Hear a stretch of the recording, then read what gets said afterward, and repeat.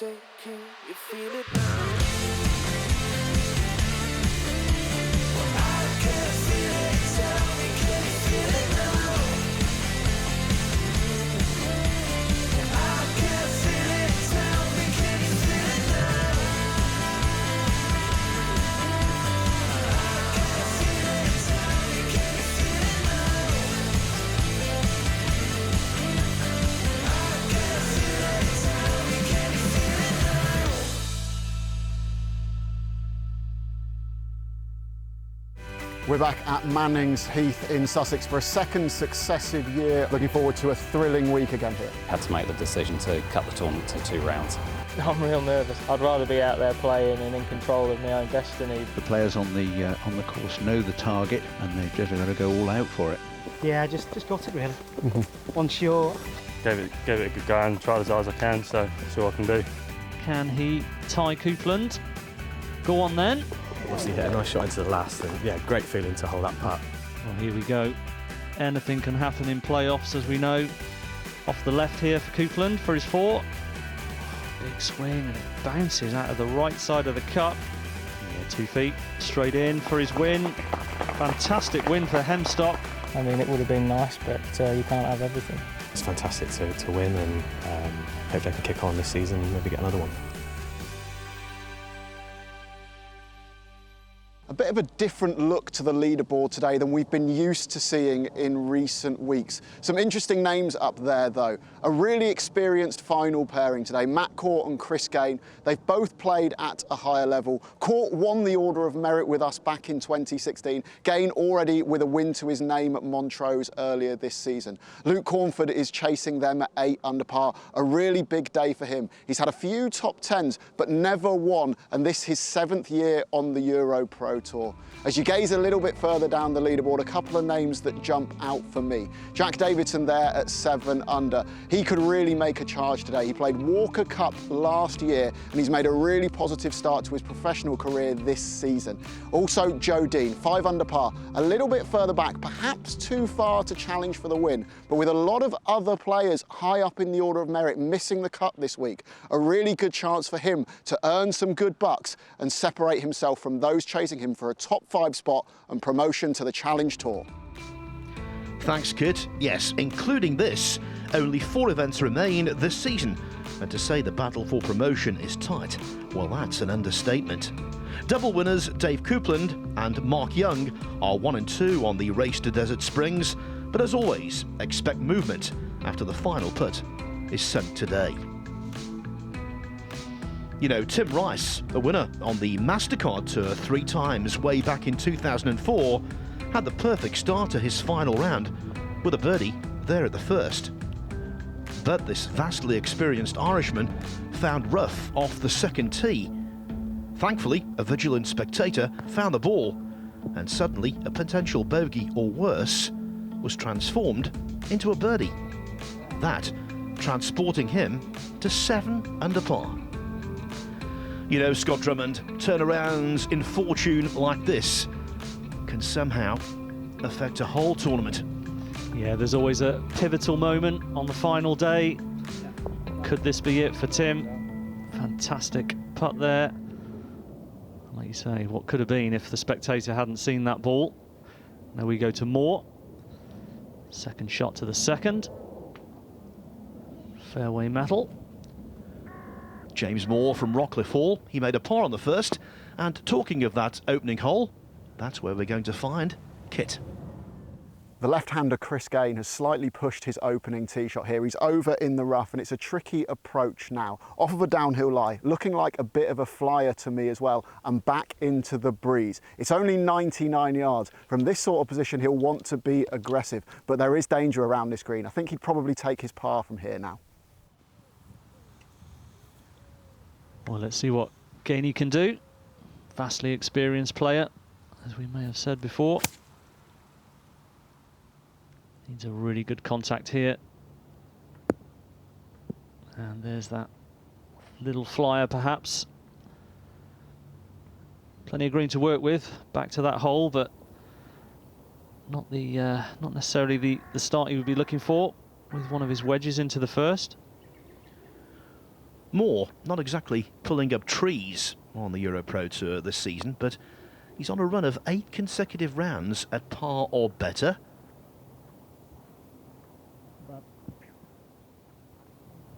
Just a little shy of pace there.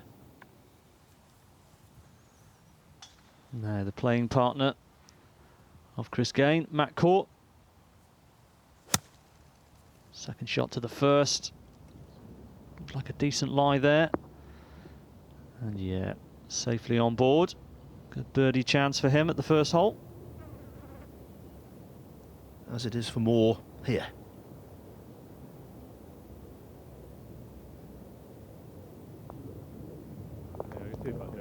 I think the most galling thing for a professional golfer is to find the green of a par 5 in 2 and then 3 putts, so at least that's been avoided.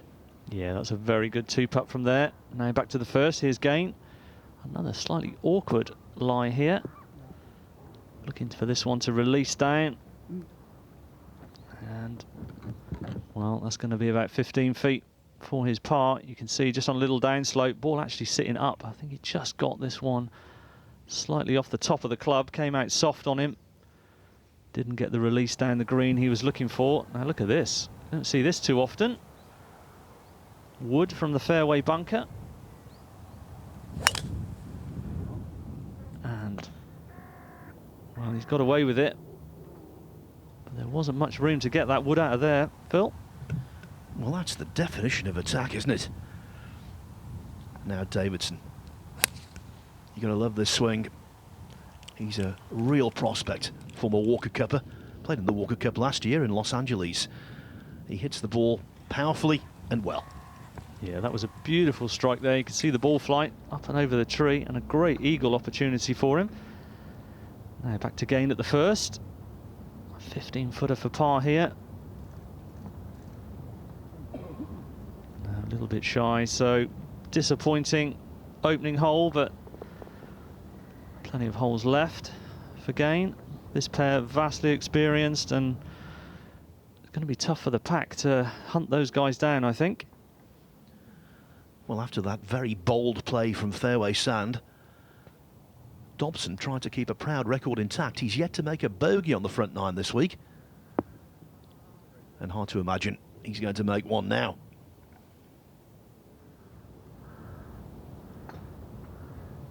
Caught at the first here. Just would have had a little bit of a read off Gains, although it didn't quite get to the hole. This for birdie. Just a little bit more right to left than he thought.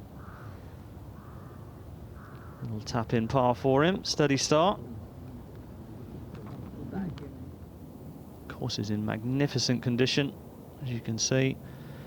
Now Davidson, we saw the powerful iron shot in here. This for eagle at the second. He's one of those players, Scott, and you know what I mean. He looks the part.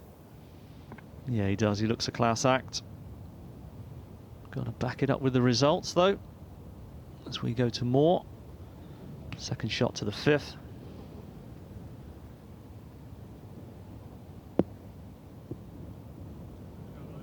Yeah, beautiful shot, bringing it back to pin high.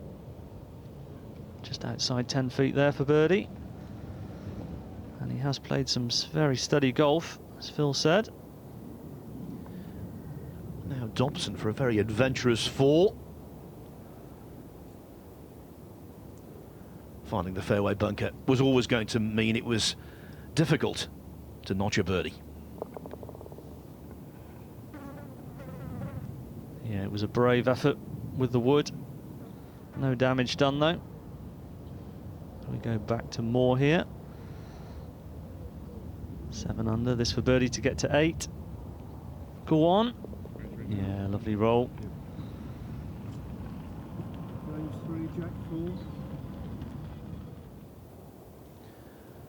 Turned pro after winning the Welsh and the Spanish amateur titles, did Jack Davidson.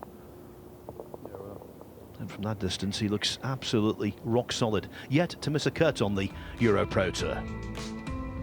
1 hole played, Court's lead doubled from 5 golfers, including Order of Merit leader Coupland. 4 under, fast approaching the turn, with his 3rd victory of the campaign, a massive incentive. Steve, a third visit for the Europro to East Sussex. How's that relationship grown over the past 3 years? Well, it's been fantastic. We're delighted to have the tour back again.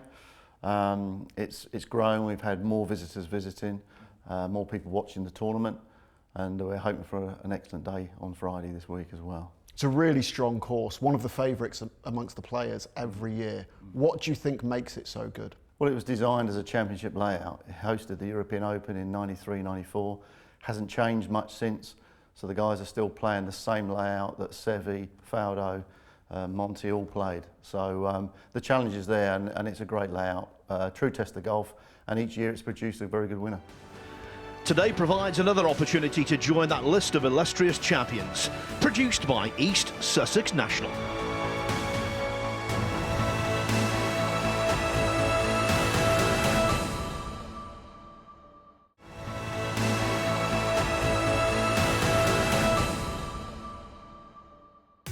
Welcome back to East Sussex National Golf Resort and Spa to give this splendid location its full title.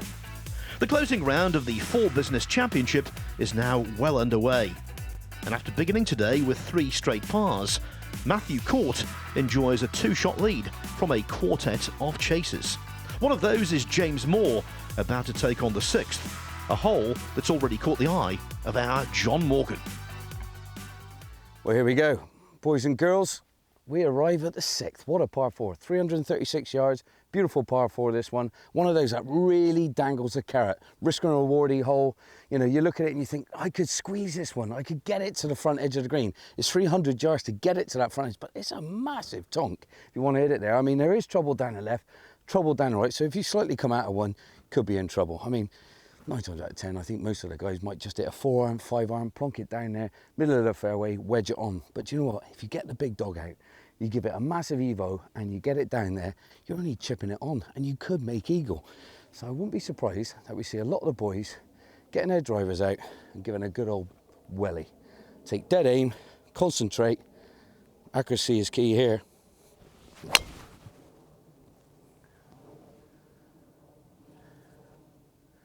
And I tell you what, that's not going to be too far away.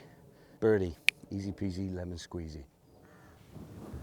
And Scott, it looks as though James Moore is taking our John's advice. Yeah, full of confidence. Going to give it a crack. See if he can get it up there. Possibly sneak it on. The bigger hitters will do. Oh yeah. What a fantastic shot. Just needs to simmer down. Lovely. 35 footer for eagle for James. Great stuff. The 4th hole, 216 yards, a stern par 3. Yeah, certainly if you get a bit of breeze blowing, this yardage can make it tricky. There's another solid shot from Court. Another green in regulation for this man. Long way away, but pin high. No more. After that superb drive. Eagle putt here. Unconventional grip, but it works a lot of the time.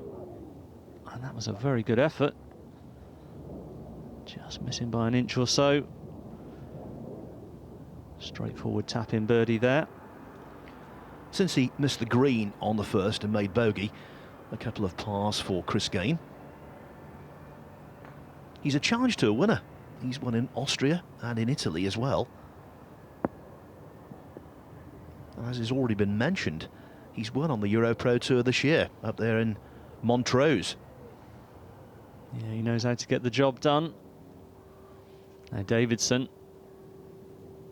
big hitter as we've said, athletic man. I'm wondering whether driver might actually be too much club for him here.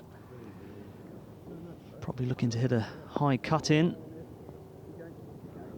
And that one just going to find the right trap, I think. Luke Cornford.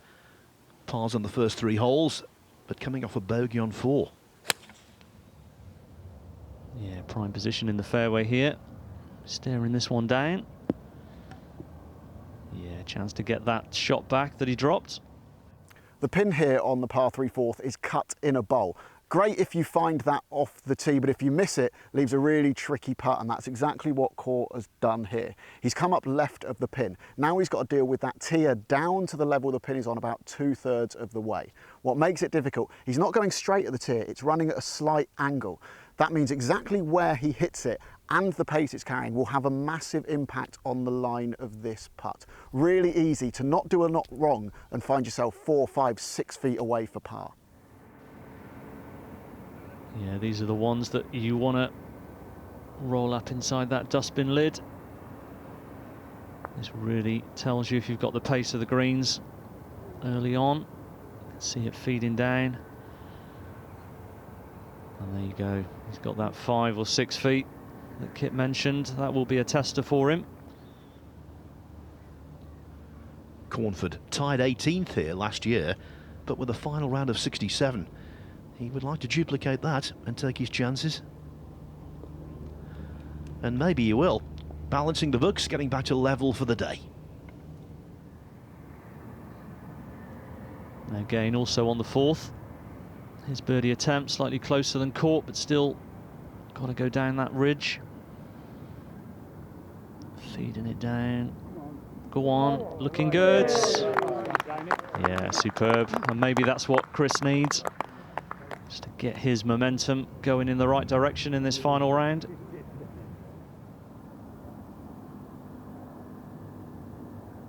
And Davidson, we saw the drive on this drivable par 4 finish in the right-hand trap. And he's played a superb shot there. Go on then. Oh, how about that? Never mind driving the green and holing a putt. Just pop it in from the sand. Wonderful shot. And it's been a wonderful start to the round from Dave Coupland.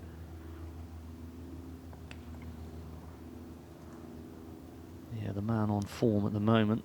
Great to see him challenging again. And there's another superb iron shot, another opportunity. Now, they're all important putts on a final day, but this par putt for Court, very important. Look at that. Steady as you like. No sign of any nerves. Well, you might think that Coupland's not playing with any nerves. His promotion to the Challenge Tour next year is already under lock and key. But of course, he's thinking about that £250,000 bonus for 4 victories. Halfway there already, and at the end of today, he might be 3/4 of the way there. To say that Dave Coupland's in a rich vein of form doesn't really do it justice. He's a byword for brilliance at the moment. And now he's tied at the top with Jack Davidson and someone who's having a mid-round chat with Kit, Matthew Court. Matt, how pleased are you by the start? Steady, yeah, all pars so far. Couple of chances. I think the knocked it on the front edge of the second and just misjudged the pace of the putt up the hill. But yeah, there's I just need to hit it a bit closer maybe, but just stay patient and hopefully the birdies will come. The greens look absolutely pure out there. Does that give you confidence knowing that a good putt is going to go in? Yeah, I mean, they've been good all week, especially, I played yesterday afternoon and they held up to the conditions nicely.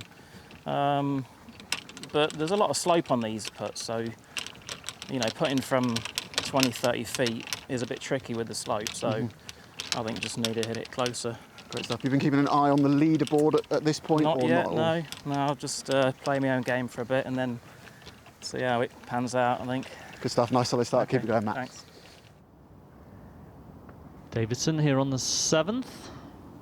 Second shot, just coming out of the light rough. And he's given that one a big ride.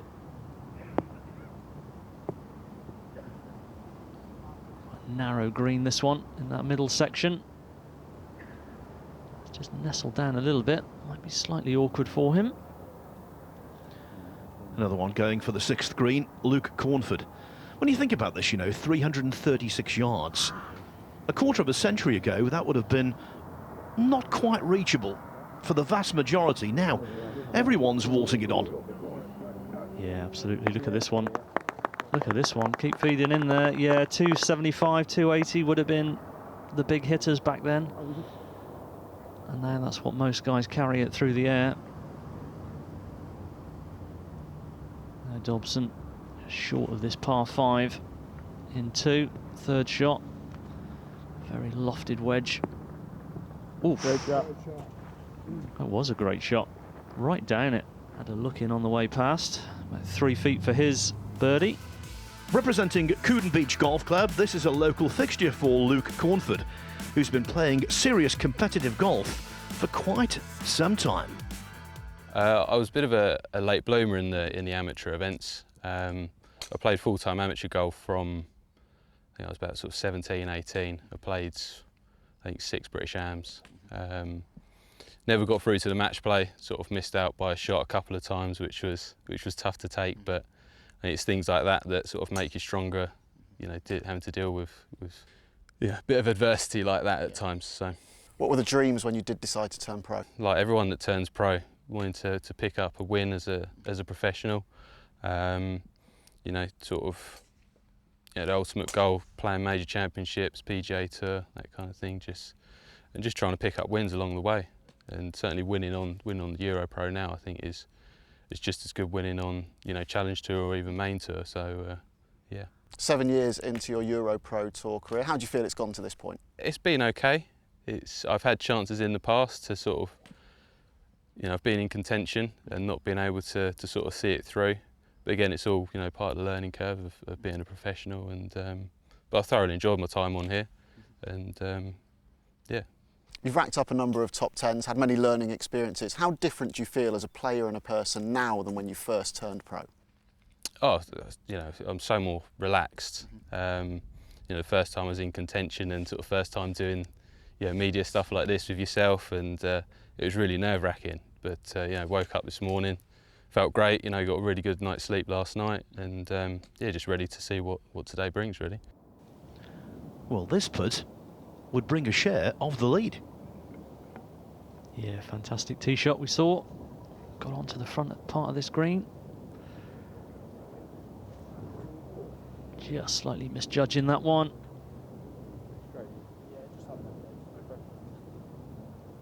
Birdie takes him to 9 under though.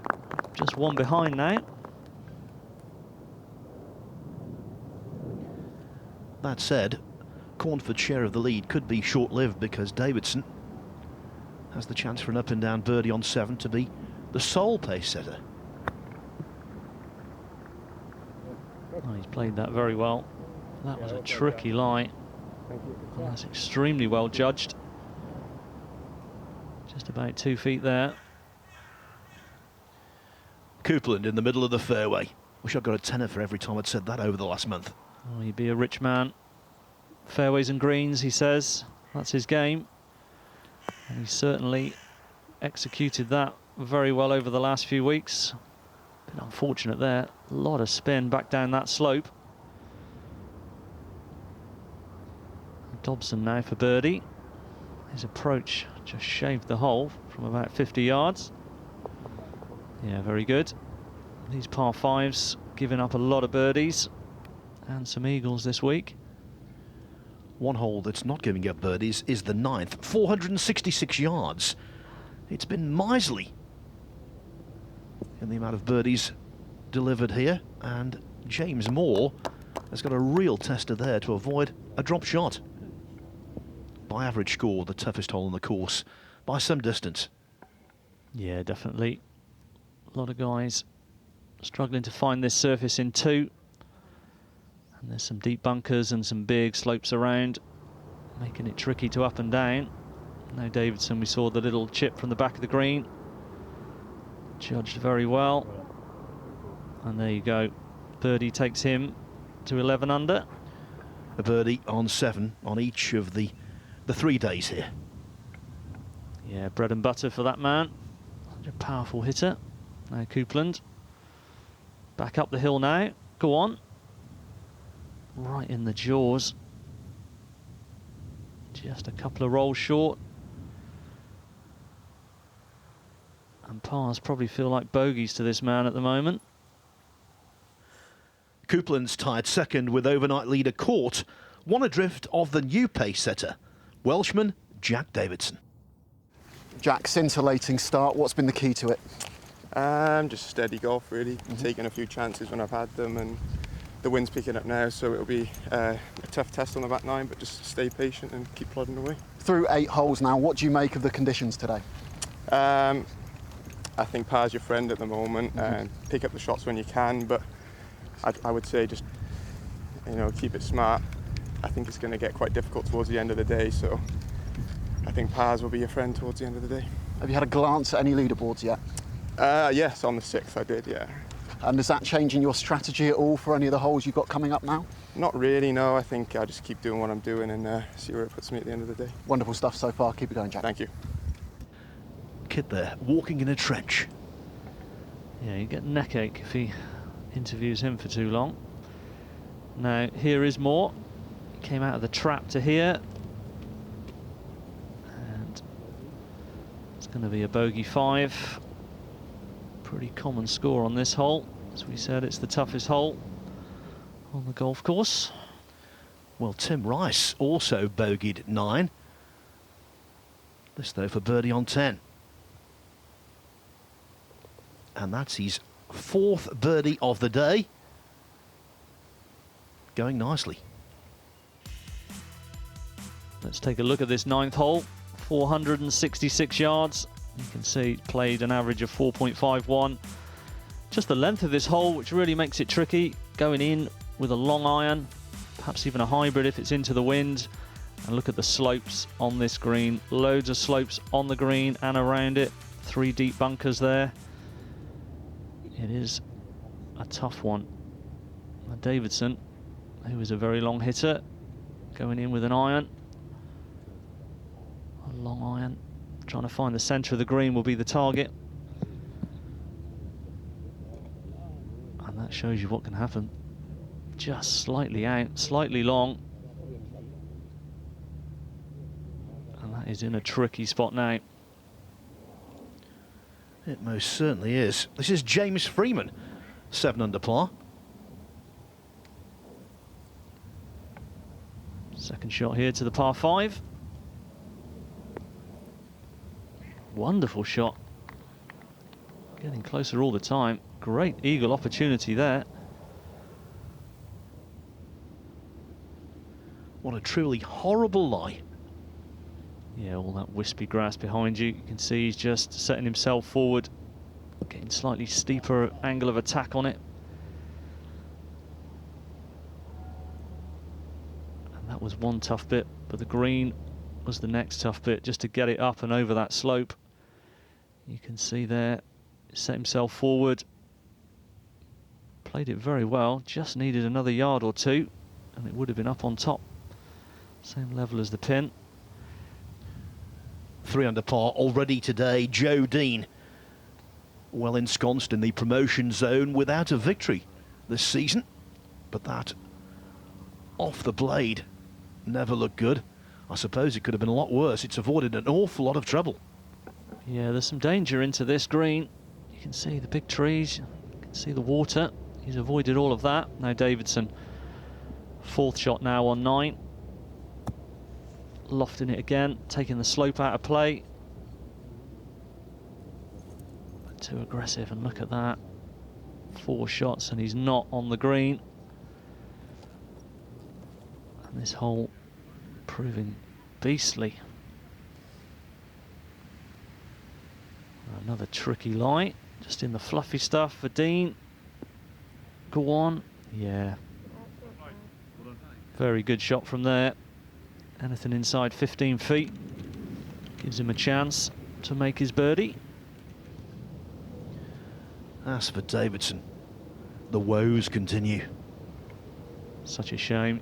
Played great golf. And that one, still work to do there for a double bogey 6. You can see on the upslope, which is normally a good thing, he just got a little bit too much sand with it.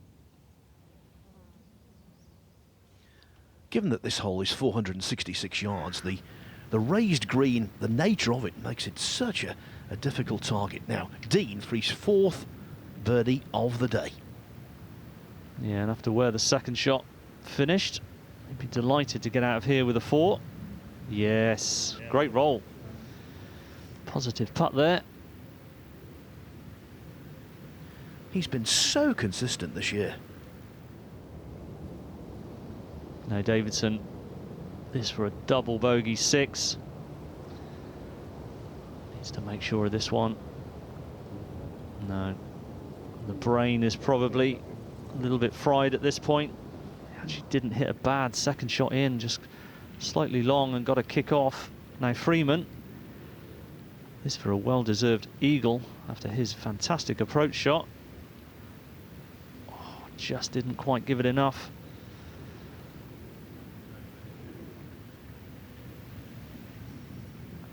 Be disappointed with that birdie.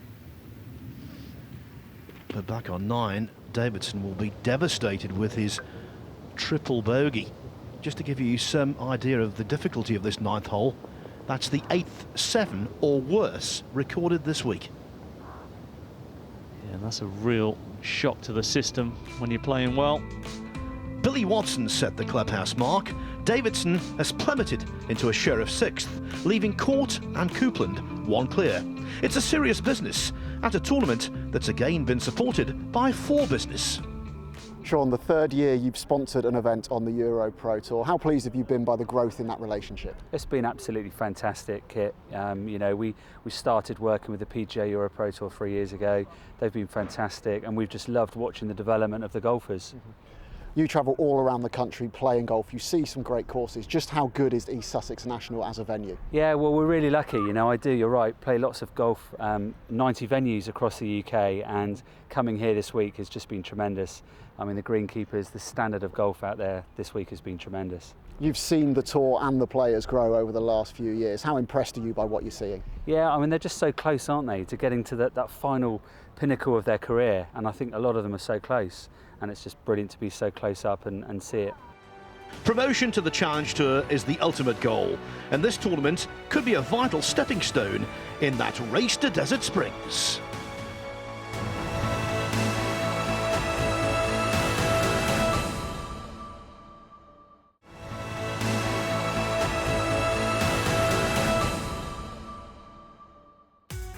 The final day of the FORE Business Championship on the East Course at East Sussex National can best be described as unpredictable.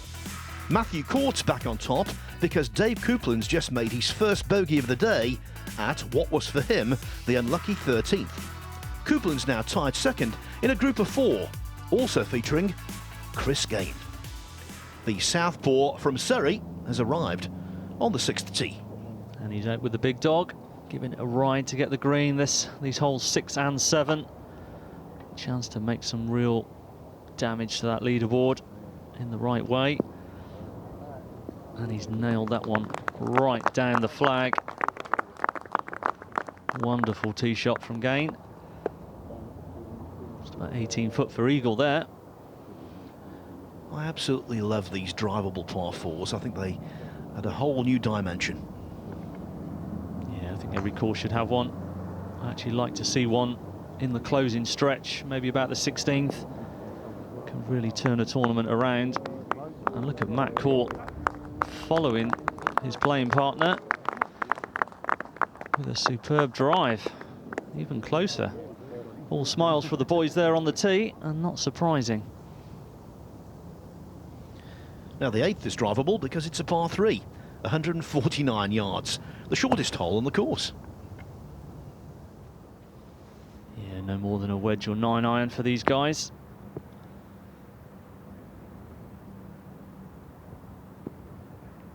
See the breeze blowing a little bit there. Definitely going to pick up a little bit through the day. Now here we go. View of another eagle putt on this hole. For Chris Gain, slightly up the hill. And just misreading that one. Seen a few guys looking for it to break in off that left side. It just hasn't happened. Well, for Dave Coupland, making a bogey, that is a real rarity, the way he's been playing. What about on 14? Well, struggling again.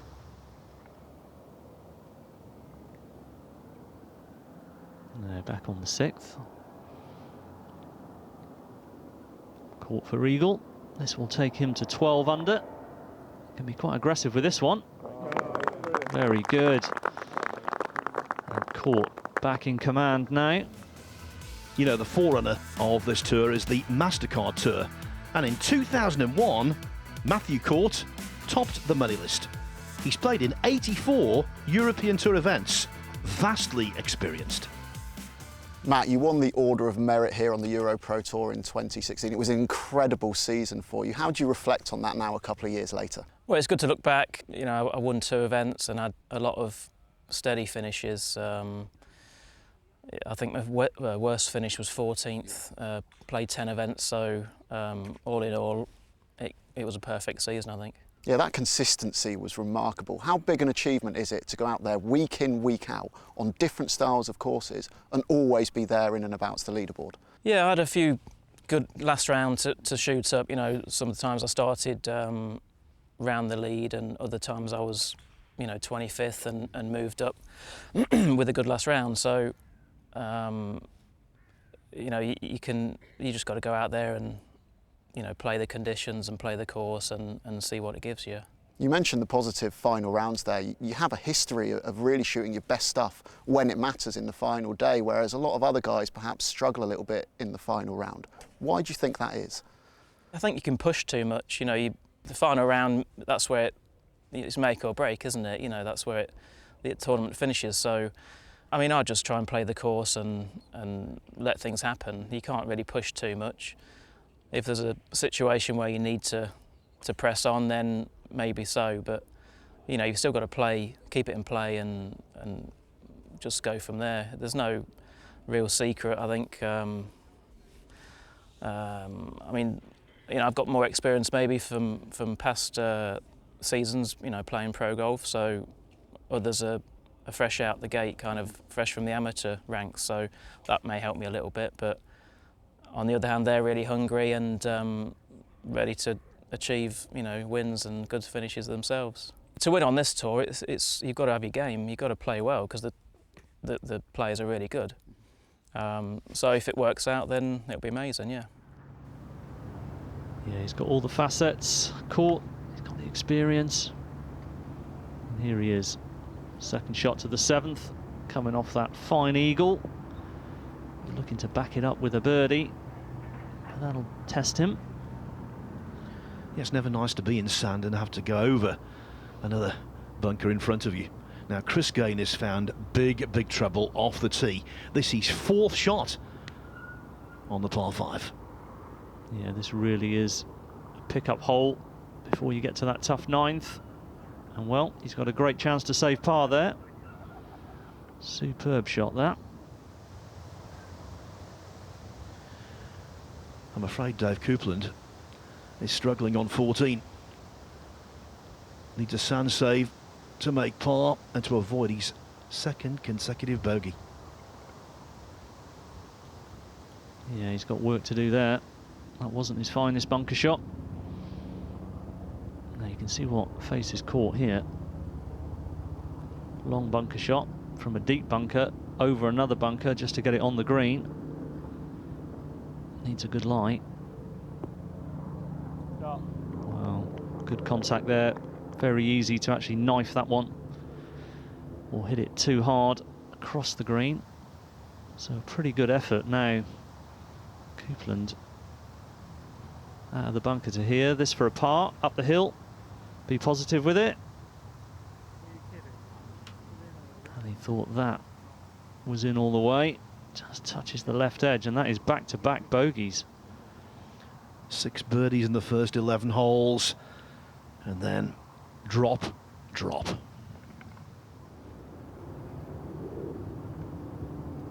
Caught now. Just about 18 feet for birdie here. Should move a little from his right. And it did, but just a bit too late.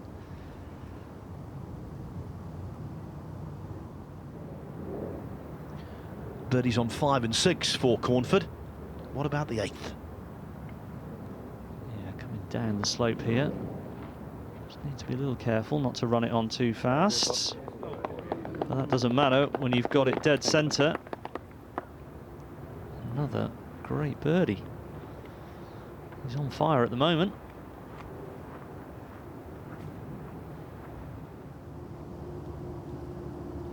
Dare I say lukewarm? Well, you've said it now, Phil. Again, this to save par. Now, burns the face of the hole. That is a drop shot. And he knows that's a hole you're looking to pick one up. Chris Gain never one to hide his feelings. He's currently tied third with Joe Dean. Matthew Court is 2 strokes ahead. 11 holes to go. His closest chaser is Luca Cornford, who has struck a magnificent drive down the 9th. Yeah, he's in prime position, but as we know, this is what counts. It's the shot into this green. Very tough to find. High fade is the shot you require, and that one coming up short, probably in the trap. It's been a limited schedule for Matthew Court this year on the Europro Tour. A couple of top 10s already though. Tied 10th at Moorallerton, tied 7th at Fox Hills. Looking for something considerably better today. And that's not a great tee shot on this hole. Shortest hole on the course. Just leaking that one off to the right. James Moore, 10th hole, par 5. This is his 3rd shot. Coming off the downslope, up and over the trees, out of position. And that one, well, it caught timber, but it's found the green, and that'll be a birdie chance from there. Pretty fortunate with that one. Now down there in the bunker, front right of 9, is Luke Cornford. I don't think it's an exaggeration to say, Scott, that this 9th hole is one of the toughest we've seen on the entire Europro Tour schedule in 2018. Yeah, I think it's fair to say that. And it's also a difficult pin position, which is tempting guys to go in at it, and they're catching that front bunker. Now caught, lofted wedge here. Getting it up onto that level. Well, a little bit of work to do. Just about 4 feet or so for par.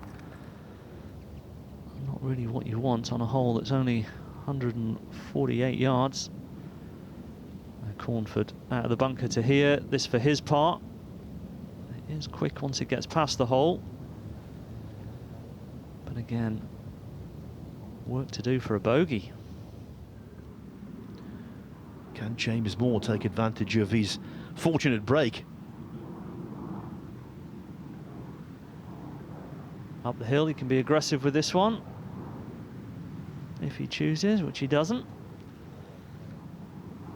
Should be a safe par. Now Matthew Court has already made a bogey here on the 8th this week. And he's fallen victim to the shortest hole on the course again. Yeah, sometimes, you know, you can perhaps not give these holes enough credit when you're on the tee with a wedge or a 9-iron. You can easily just let one slip by like that. Disappointing for him. Yesterday, Hugo Dobson made an eagle at the 10th. Oh, but that was not the putt he wanted. No, never online that one. A little bit of a shove. Now Cornford. This testing putt actually for a bogey. Down the hill. Yeah, well done. In the middle. No disaster, a 5 on this hole. Quite a few players would be happy with a 5. Jack Davidson suffering a psychological hangover, no doubt, from what happened on the 9th. This for par on 10. Yeah, it's fair to say the wheels have started to come off on the back of that bit of bad luck, shall we say, on the 9th. Coupland, 3rd shot here, delicate little chip from the fluffy stuff. Oh, can you believe that? Square on, hits the pin, and that is stuck on the lip. At the end of the year, will he look back on that as what cost him 250 grand? Well, let's hope not. That would be cruel. Well, at least he can laugh about it at the moment. Now Dobson, just to clean up for his birdie. I saw the eagle putt miss. No miss with that one. Good birdie 4.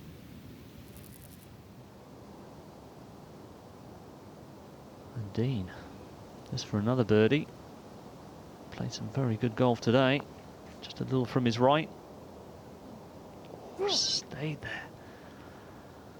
Well, that was looking in all the way. And Davidson now just a couple of feet for his bogey on this par 5. And that's back-to-back poor holes. Really needs to get his focus on for this tough back 9. Literally at 7s and 6s on 9 and 10. Matthew Court, 11 under par, 2 clear of Tim Rice, who I can tell you has just made his 5th birdie of the day over at the 14th. He's in serious contention, together with Luke Cornford and Chris Gain. But the man of the moment hails from Beadles Lake Golf Club, Matthew Court.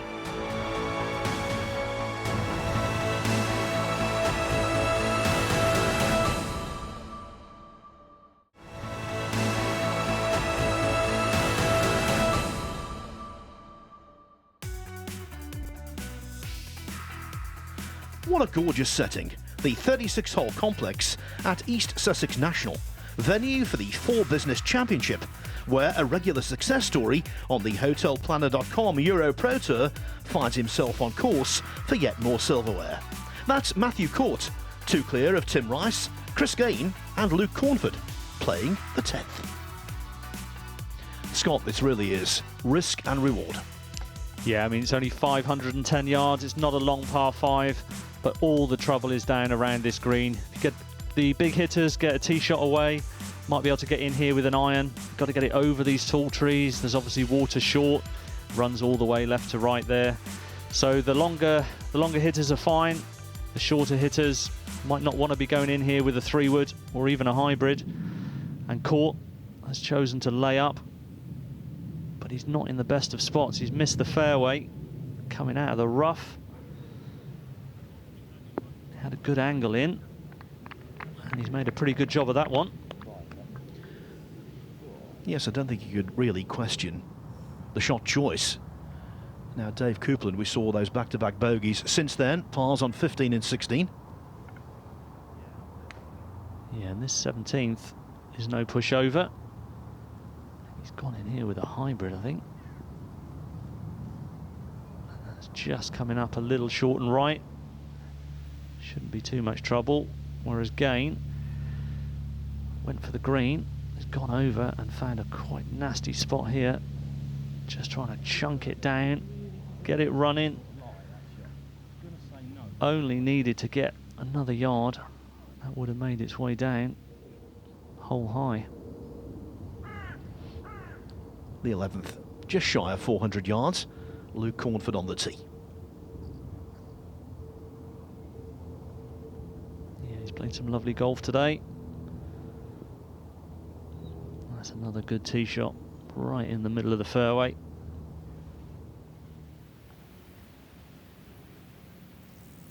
Again, another delicate one here. This is 4th shot. And that has not impressed him. Just frustration for Gain. He knows the score is out there, and he's just fractions off. The one consolation for Coupland is that with Mark Young, his closest pursuer in the order of merit, missing the cut, he's guaranteed to increase his lead at the top of the money list. But these bogeys on the back 9, and perhaps another one coming here, will have hurt. Yeah, no question. He was in a good spot. Now again, come on Gainey, down the hill, left to right, this for his par. Hey, Oh, just about wouldn't you know it.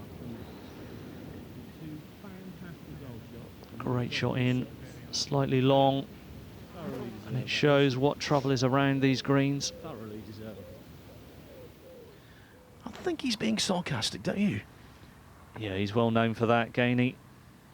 He's a great character, but he wears his heart on his sleeve, that's for sure. Now Cornford off the club here,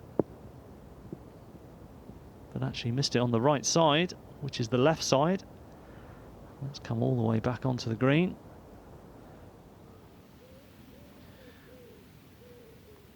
Now Matthew Court, who played the hole conservatively, has this for birdie. Misread or a push, whatever. Nowhere near. No, that's what we call a mystery. And both guys making this par 5 10th look tough. No Coupland. This for par on 17. No, it's funny how you can play such fantastic golf and never look like making a bogey. All of a sudden you make one or two and they're back in your brain. Cornford on 11 to get within one. Down the slope, left to right.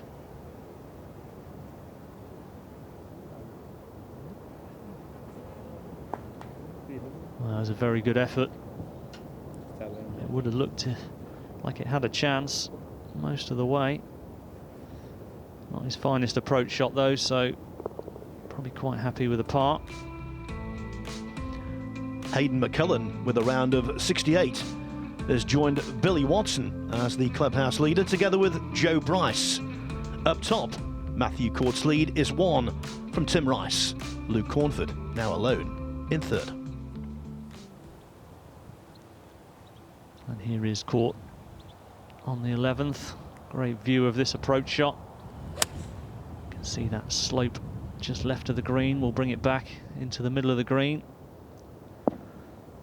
Court was going all guns blazing at that pin. Just misses it on the right side, but avoids the bunker. Now here's Dobson, winner of last year's IFX Championship at Frilford Heath.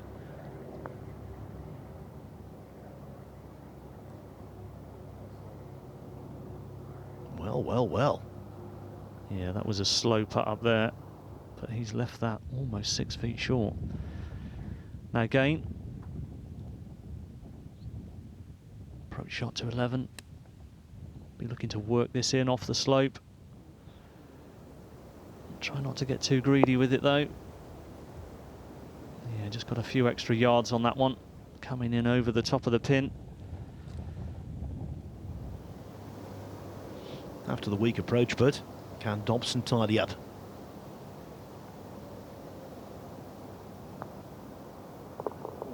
He can indeed. Missed the cut here last year, so doing far better 12 months on.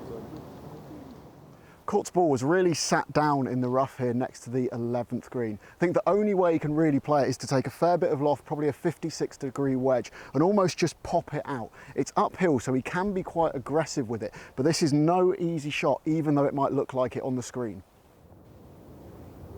Yeah, it can be sticky, this rough. And if it sits down, like Kit said, makes it tricky. Yeah, pop it out. He's judged that very well. Go on then. Yeah, he made it look very easy. Good view of the action here. Keeping it very quiet and simple, letting the club do the work. Now, several players are just hanging around, still in contention, needing a big finish. One of those, James Moore.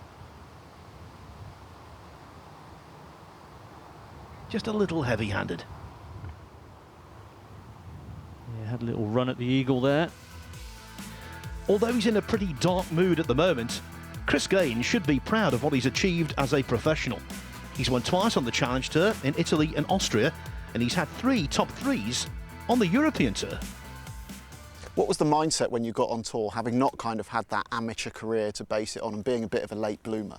I don't know. I think it makes you appreciate. You know, back when I was doing it, there was no minimum wage. My contract from my pro was £50 a week.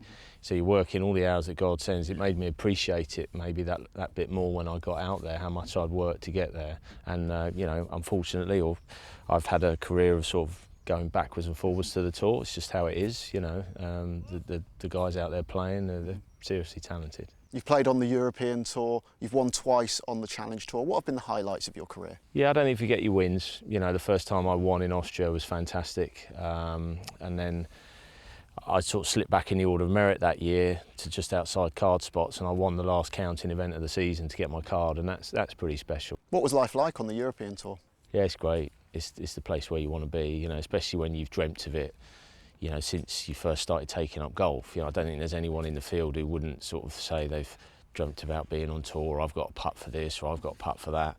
And to actually get there, you know, it's almost like the promised land. It was fantastic. But the trouble with it was, in the blink of an eye, in the season, it was gone. I can't stress to guys out here who are trying to get there just to keep working as hard as they can, because if you get out there, it really is worth it. You've dealt with pressure on the course, but I think a few years back you also actually helped to deliver one of your children when emergency service couldn't get there. What was trickier, holding a putt for your career or delivering one of your own kids? See, I've got to be careful here because the wife and kids will watch this programme, I'd imagine. So I think, I don't know, my other half was fantastic. Louise was brilliant when the kid was there. And unfortunately, I had my sister-in-law there as well. But yeah, there was certainly, that's different pressure. But yeah, outside of golf, that was certainly the highlight. But yeah, I couldn't compare those two pressures, I don't think. Does the perspective of being a father and knowing that there's bigger things going on in the world ease it a little bit when you're on the golf course? Yeah, I think it does, yeah. You know, my son came and caddied for me yesterday, which was just fantastic. You know, it's the first time he's done that. And it does, it brings it all into perspective. When they're at an age when they're toddlers, you know, if you missed a cut when you were younger, you know, you'd be kicking your head around the room, you'd be miserable on the flight, you'd get home, and when you've got the kids there, they don't care about that. They just, Dad's home, you know. But on the other side of that, it got a bit harder when you were leaving. You know, there was many a time that I left quite emotional because I was travelling the other side of the world and I wasn't going to see my family for a couple of weeks. So it swings and roundabouts, but it certainly puts golf in perspective. After that story, I have to say, can Chris deliver a birdie on 11? Oh, he will be trying, Phil. He'll be trying to deliver everything in this closing stretch. Get there, go on. Yeah, well done. Well done. No smiles, but he'll be happy about that. He's just good value, this guy. Great to watch. No more. He saw his eagle chip. Chase past the hole. He's got this for birdie. Yeah, very well done. Moves him to 9 under. Now Dave Coupland will be disappointed with his back nine, of that there's no doubt, but it's been overall another good week. As I said, Mark Young, his closest pursuer in the order of merit, didn't make the cut. Neither did Billy Spooner, who's 4th, Craig Ross, who's 5th, or Billy Hemstock, who's 7th. Yeah, funny old week that, but a good one for Coupland, none the same. Now here's Court. Can he get another approach shot in here? Close. No, you can see the slope. Needs to be pitching hole high, that one. He had a dead aim view at it. And John's got a dead aim view of the 14th for us. There we go, the 14th. What a cracking par 5. I mean, these boys will be wanting to have a go at this in 2, no doubt about it. Outward driver, going to thread it down the right-hand side, got to dodge these bunkers that are looking down the left. Like I say, 575 yards, this baby. But then I'm looking at it, and I'm thinking, I got 285, 290 to carry it to the front edge of the green. Big dip in front of it as well, guarded by bunkers. And there's this short ledge. If I come back an extra 50, 60 yards from where I think I'm going to land on this ledge, I can see the bottom of the flag then for my 3rd. I think I'm going to do it. Do you know what I mean? I'm not going to hit driver or 3-wood and have a go. I'm just going to get the 4-iron out, take the stresses out of play, which is always nice, put an easy swing on it. Happy days. Let's go up there and have a look at the 3rd shot. Come on. 58 yards, got a lob wedge out, big bank in front of it, could slope off it. I mean, I've got to hit it absolutely pretty. These are really not the ones you kind of practice at as well. This is a real field shot. So I'm just going to go high and hopefully close. Now look at that. Now, I think that's going to come up short. Yes, it has. Look, here comes the slope. So that ball's feeding down. But while I was looking at that, I got to say, I hit 3-wood earlier and it got closer to the green than actually what I thought. So I'm going to play this one because I reckon this is a better one to play. Loads of green to work with. I can play it anywhere. Bit of a softer touch needed. And I tell you what, all day long, you're going to give yourself chances for birdie on this hole. Bring it on. The course designer, Bob Cupp, I've played several of his creations over in America, and I'll tell you what, he always gives you options. Yeah, that's the thing. Options for every player. Are you brave? Do you want to lay back for your favourite yardage? And that one's done really well. Missed the bunkers there, but that is, well, that is going to be a tough hole putt there as we go to 13. Let's see, Cornford. 194-yard par 3.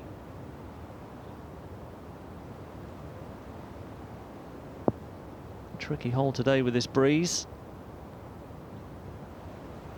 That one's working its way onto the surface. Now caught after that disappointing approach. We know this is slow. Yeah, not too bad.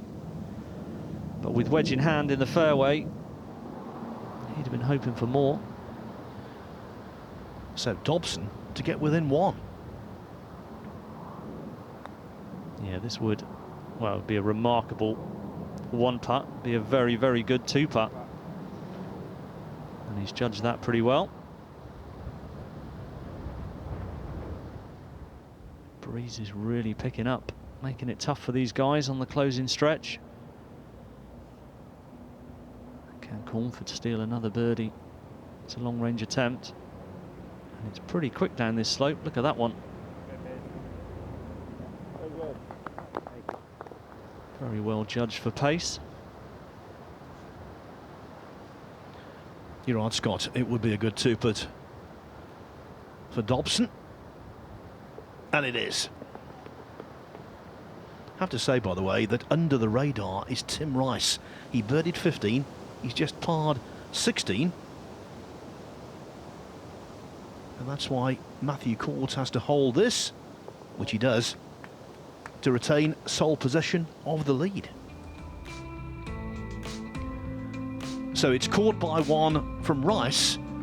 And then we've got 4 players on 9 under par. Joe Dean, 3 holes left, 3 shots back. Still plenty of potential winners. Matthew Court, though, in pole position. They're trying hard, but Matthew yet to be caught at East Sussex National.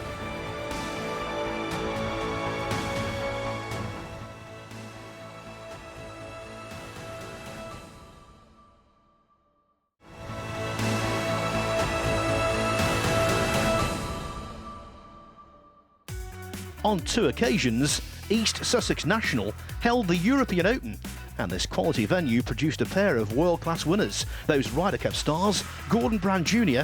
and David Guilford. But the question now regards the FORE Business Championship. Matthew Court enjoys a slender 1-shot lead, but don't write off playing partner Chris Gain, who's about to tackle the 13th hole. Tim Rice also going nicely, 1 back. Yeah, here's Gainey, 194. Cross breeze making this hole tricky. Can he ride some momentum from that putt that he holed on the last? He can. That's a class shot in there. Very, very good. Now Dobson on 15. Lovely tee shot. Middle of the fairway. Not an easy pin to get close to this one.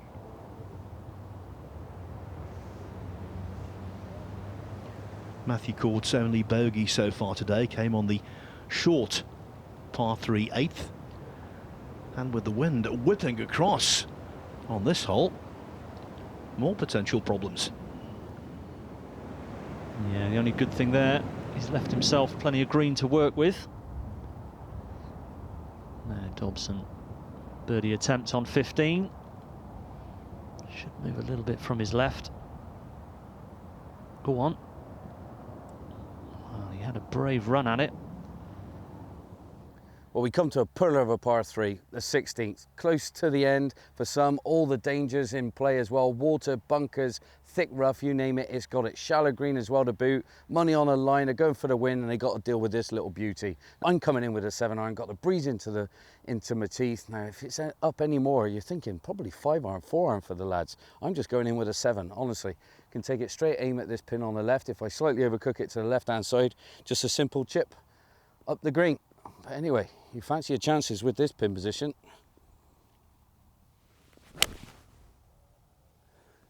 And there you go, straight at it. Felt a good swing, might be a bit heavy, past the flag, which it is. Stops nicely, 15 footer, sneaky one down the hill, make a 2, bring it on. John making it look easy, as usual. No more. What's he got? The wind is up. Could be a bit more than a 7-iron. This hole has played about a third of a shot across. Wow. Dobson for a must-make par. Nicely done. As we go over to 13 and courts issues with the chip. Another short game examination for Court here on the 13th. He's passed them all with flying colours so far, but this one looks pretty difficult to my eye. The ball's lying okay aside from being slightly below his feet. The real challenge comes in where he lands it on the green. There's a big tier there, so if he doesn't get the landing spot quite right, it could stay short or hit it and just spring off beyond that pin. Well, he's been pretty good with the wedges around the green. Let's see what he's got on this one. It's a different shot from this side. And wow. Fantastic touch. There, but for the grace of God. Yeah, that could have easily gone in. Now, Cornford out with the fairway wood. 14, looking for a big slider. Trying to work it up in front of this green if he can. Yeah, that should be end of the fairway, just below the putting surface. Again, he hit a wonderful tee shot in here on 13. You can see this one is going to have a decent bit of swing from his left to right. Come on now, come on. Oh, that is cruel. I feel for you, Gainey. Great tee shot, very, very good putt. Could have just dropped in that left side for him. And this after that bad luck with those 2 great shots into 10. Now, from 10 to 17, another really tough par 4, Scott. Yeah, it is. Strong finish here, 450-yard par 4. You can see the big hitters can get it up around that 300 mark. But then here we go. Here's your approach shot in. Trouble down the right-hand side. Thick rough on the left. Again, it's getting your approach shot in close to these holes, which can be difficult. Lots of slopes to negotiate. And with it being windy today, even more difficult. Now, Tim Rice could set a really stern clubhouse target with a couple of pars here. Oh, and that's as solid as you like from the man from Limerick. Yeah, great opportunity for a birdie there. No more. We saw his tee shot wander off. The buggy's been moved. And I think he's gone right under that one. Yeah. That is a duff into the trap. So he's got some issues there as we go to 14. Cornford got his 3-wood up just short of this green. Pitching up to the top level. Just needed a bit of check on that one. Won't be too happy when he sees it. No more. from the rough to the bunker. On the downslope. Probably going to release on him, yeah. Steady. Well, another example of how tough it is around these greens at East Sussex National. Birdies are a very valuable commodity on 17. Oh, Rice can't make one. But I'll tell you what, if he can put together a regulation figure down the last, who knows? Yeah, certainly be a very, very good target that he would set. No more. This is fourth shot on the par 3. This for bogey. No. Didn't look quite settled on that one. He won the Irish PGA Championship at Moy Valley last year, did Tim Rice. His career has been blighted by back problems, but today, holding up really well.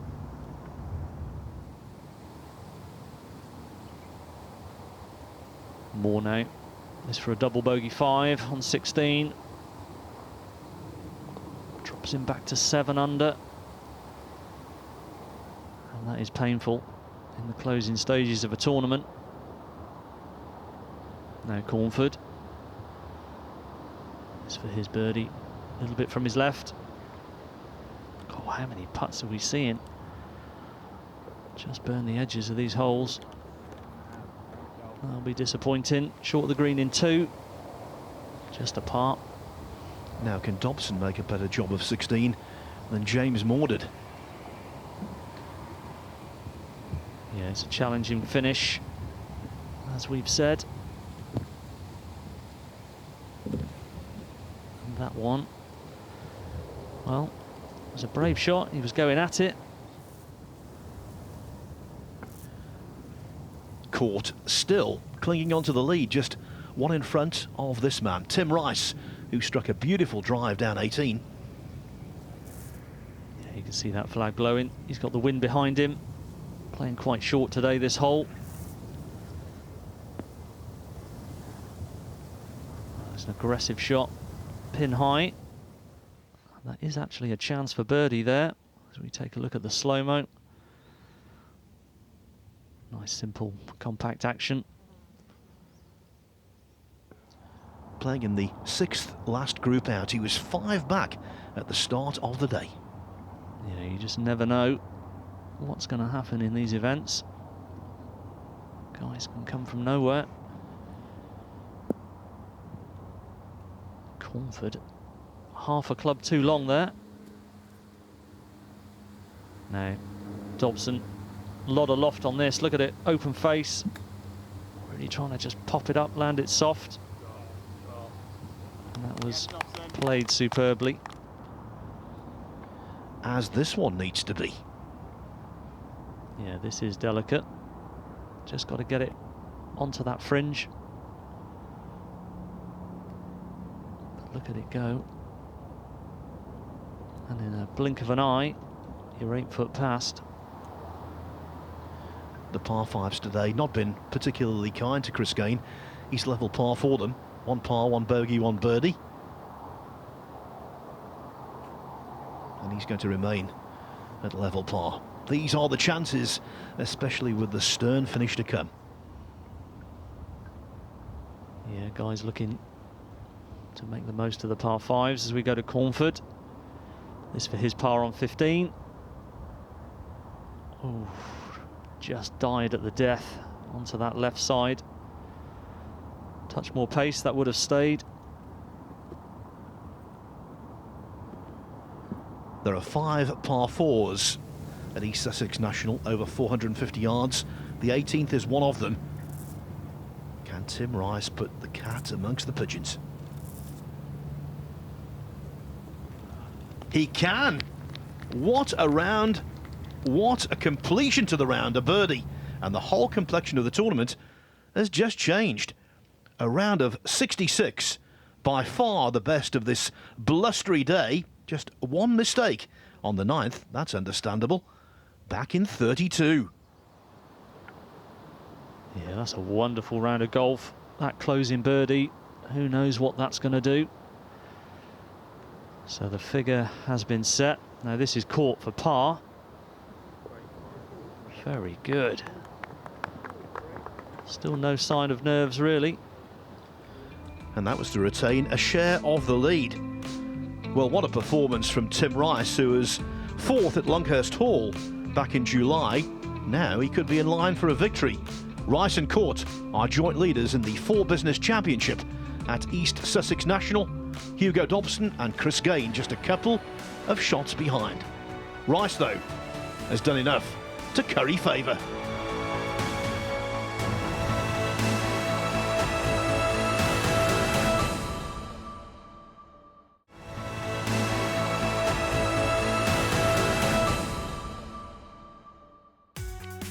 The clubhouse at East Sussex National is where you'll find a very pleased Irishman by the name of Tim Rice.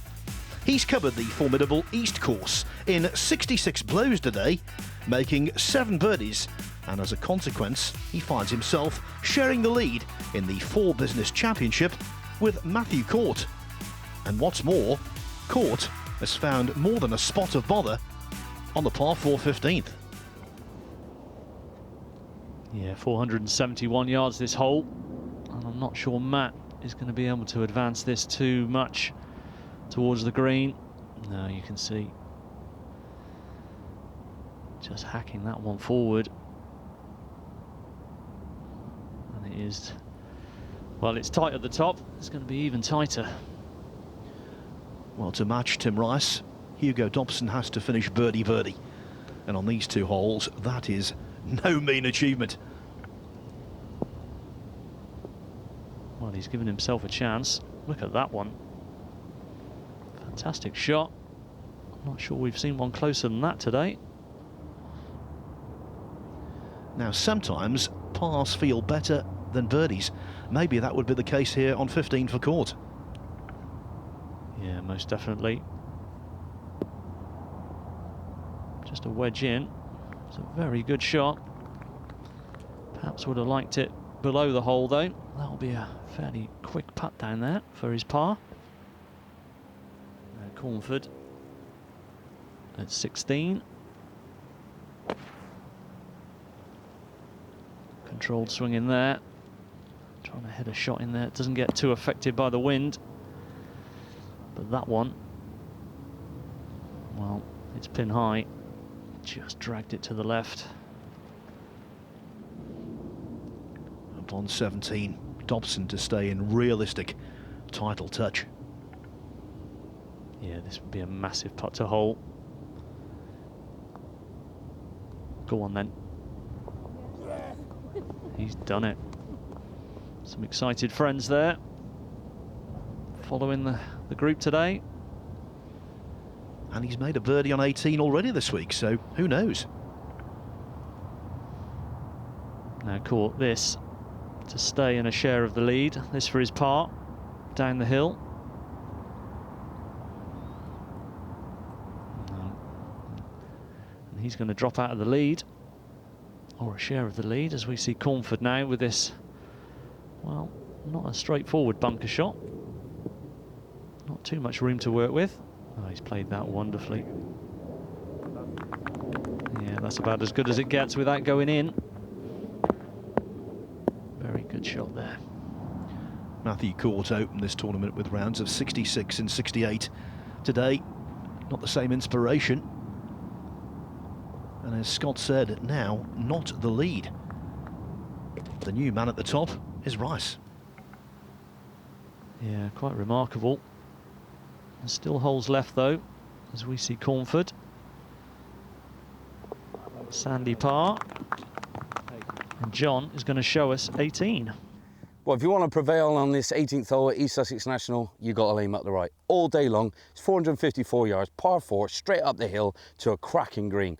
Now, 280 yards off the tee, you've got to carry these bunkers on the right-hand side. Anything lurking down the left, which is your bailout zone, really and honestly leaves you a horrible angle into this green. When I look at it from the right-hand side, I think, yes, okay, I fancy this. But anything down that left, I'm not going to be able to see anything. I'm going to just see the top of the flag. It's going to look really raised. I'm not going to be able to see my ball land. It's going to be hard to judge. But up this right-hand side, I can see absolutely everything. The lie of the land is beautiful. It really is. And it's a tight number. It's a tight target. And it falls away to the left, over the back, over the right-hand side. Real tough cookie, this. And these boys, they're going to be coming to this last hole, aiming up this right, opening their shoulders. If they get in this position, my goodness, they're going to fancy their chances all day long. Now, a bit of an upslope, getting it a little bit further back of my stance, keeping it down a little bit lower. The greens are receptive at the moment, absolutely running smoothly as you like. Come on, Johnny. And that was a 9-iron, drawing in nicely. Keep drawing, ball. Come on, now spin for me. Spin, get on the green. Oh, he's just on the fringe, but I tell you what, take that all day long. 2 putts from there, winner all day long. Last week at Mannings Heath and the Nokia Masters, Billy Hemstock birdied the 18th to force a playoff, which he won. Hugo Dobson needs a 3 to force sudden death here. Yeah, par, usually a good score, but not good enough for Dobson today. And he sent that down the left side. So he's going to have a little bit of a restricted view, as John told us. As we go back to 16, and here's Gain, par 3. 178 yards. Sounded a very good strike, he's eyeing it down. Yeah, it's a quality shot today. Tough pin to get close to. No caught. Having watched Gain, we'll be looking to replicate that.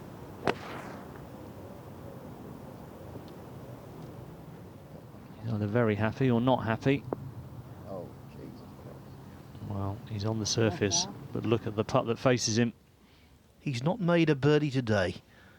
He did eagle the 6th. It's been one of those where he just can't quite get going.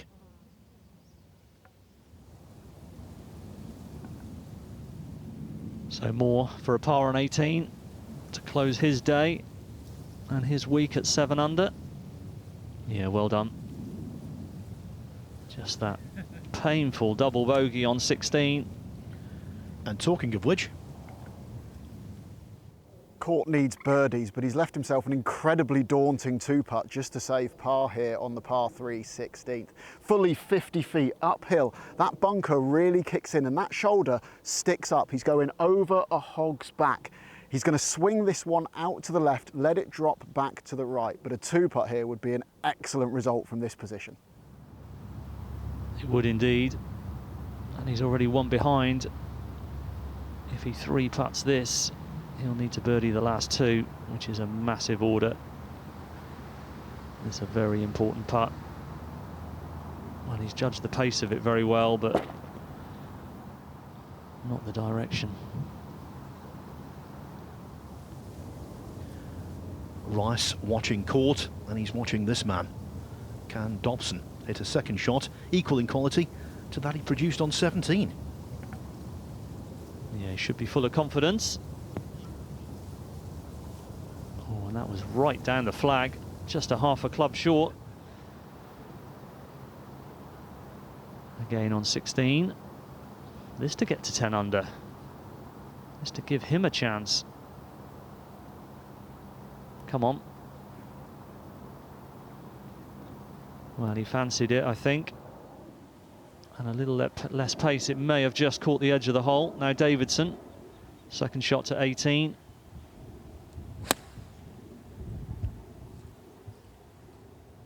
Powerful strike. Go on. Get up there, yeah, great shot. Really important putt for Court. Yeah, this to really keep his chances going. No, a 3-putt bogey, that's going to drop him 2 behind, and he needs to birdie the last 2 holes. Just a tie.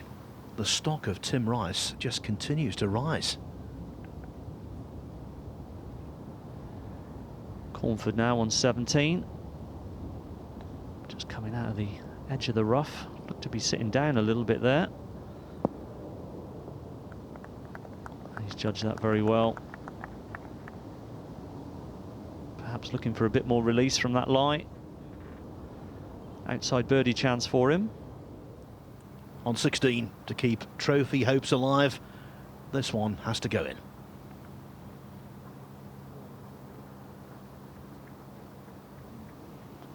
And doesn't that just sum the day up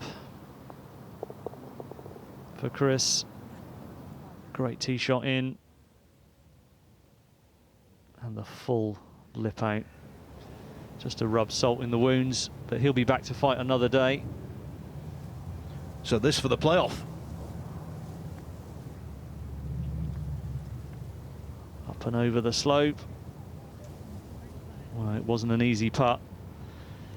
And he made a good fist of it, but he's going to come up at least one short. Tell you what though, so many positives from the week. His previous best result on the Europro Tour this year, tied 13th at Studley Wood. So well done, Mr. Dobson. Yeah, something to build on for the last few tournaments of the season. Cornford now to get to 9 under, just over 20 feet for birdie. 17th hasn't yielded too many of those this week. The sound of his strike with the second shot tells you how good Davidson is. He unravelled around the turn today, but he finishes on a high note. And I think it's only a matter of time before he enters the Europro Tour winner's circle. Yeah, we're going to see a lot of that, young man. Currently Davidson in the large group who are tied in 6th place. Matthew Court's back-to-back bogeys, they've really hurt. Hugo Dobson hasn't quite done enough. The man in wait mode at the top is Tim Rice. He's chatting with Kit. Were you aware of where you were standing in the tournament on that back 9? No, we have an inkling all the time. I wasn't looking at any scoreboards really because I was too far back. So I knew, I kind of figured 10, 11, 12, got around there and then have a look. Matt, obviously, he can still bury the last 2 and maybe even hold an eagle and annoy me.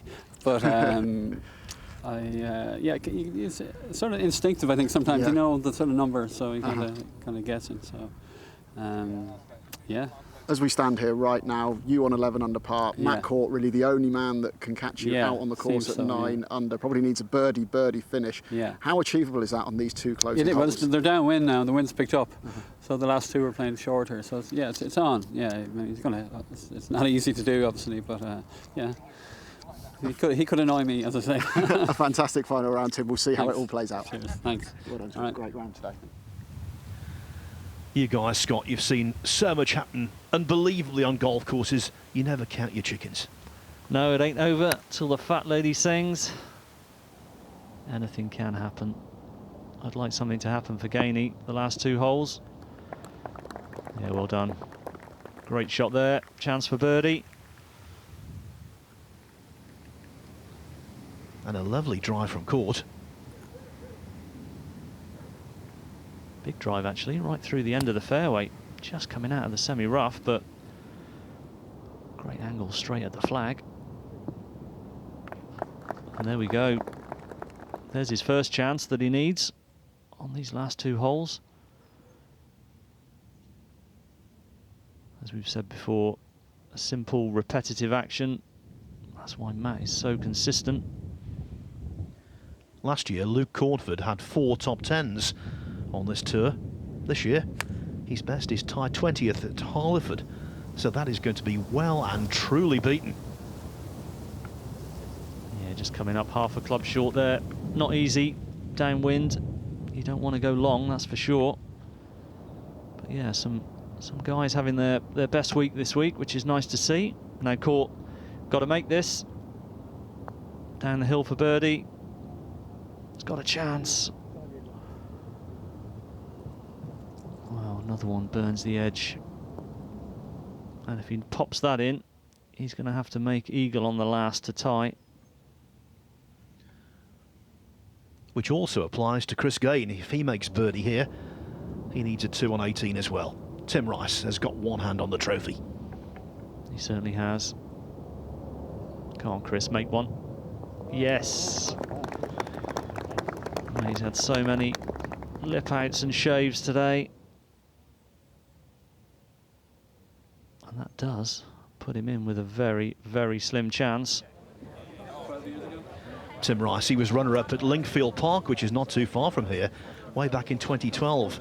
This time, he's on the verge of being champion. Yeah, it's a nice feeling. Very nice feeling as we go to Cornford. This to close out with a birdie. That's a little bit heavy-handed. Going to leave himself a tester for his par now. This to remain at 8 under. Yeah, well done. Just never quite got anything going on the back 9. And the 1 bogey on 15. I think it would be overstretching things to say that Tim Rice has come from nowhere, but he was 5 back teeing off. And now, barring a miracle from either court or gain, he's going to win this thing. Yeah, one of these approach shots has to go in. First up is caught. Don't think he likes it too much. And that's why. Again, better angle. Shorter club in as well. Lofting it high. Well, it's a very good shot. Pin high for distance. But we have our winner, Phil. Yes, and that man's name is Tim Rice, up from 72nd in the order of merit to 13th. What a leap. Yeah, huge leap. Just shows what a win does on this tour. Now these guys still got a lot to play for. Court needs to get this up and down for his part. It's a very tricky one. Oh, trying to bump it into the top of the slope, missed it completely. And just overshot the green there. You can see what he was facing. And just trying to pitch it about, well, probably 3 or 4 yards short of where he did. Bogeys on 15, 16. And now on 18. Yeah, it's a tough finish for him. Not something you'd expect from Matt. Dropping shots in the closing stages, but it's not been easy out there. And there's the hard evidence of the card. 3 gone in the last 4. And he finishes 3 behind. So for Gain, a birdie, that would mean tied second place with Dobson, a par, third alone. He made a good one on the last, from a bit longer than this. Can he make this one? Oh, the agony. Many of those have happened to him today. Yeah, luck's a factor in professional sport, of that there's no doubt. And I think we can safely say Chris Gain has been unlucky. Yeah, the par 5s have killed him there. So many players will leave wondering what might have been, but not so Tim Rice. As the Europro Tour now travels to the Emerald Isle, so does the FORE Business Championship title. Rice shoots a closing 66 to be crowned champion. Tim, you've just won the FORE Business Championship. How are you feeling? Surprised, yeah. I wasn't, at the start of the day, I hadn't thought about it at all, so just playing golf, all of a sudden you're winning, so that's kind of nice. I knew the leaders would be around 10, 11 or 12. After about 12 or 13 holes, I was thinking around 11 or 12 will win. But it was kind of the same kind of thing. I was one shot at a time, just try and get the odd putt. I missed a couple coming in, but luckily hold one good one on 17 to put me into second. Yeah, it's great. I mean, I hadn't played all that much this year actually, so I'll play the last 3 events now, or 4. And Ireland should be brilliant. Yeah, we'll host you well. After quite a battle on the East course at East Sussex National, the trophy goes west. Tim Rice will now take his place in the Tour Championship in southern Spain. But what about the latest Order of Merit standings? Well, Dave Coupland's increased his lead Mark Young remains second, and joining Joe Dean and Billy Spooner in the promotion zone is Chris Gain. 3 events are left this season, everything to play for. A big day for a lot of players here in the final round of the FORE Business Championship at East Sussex National. 4 of our eventual top 5 came from outside the top 60 in the order of merit at the start of the week. Their efforts today should guarantee them a spot at Desert Springs. But it was Tim Rice who took the trophy and the honours. He surged through the pack with a best of the day 66, which was worthy of winning any tournament. Join us in 2 weeks' time when we will cross the sea to Ireland and be at the stunning Tulfarris Resort.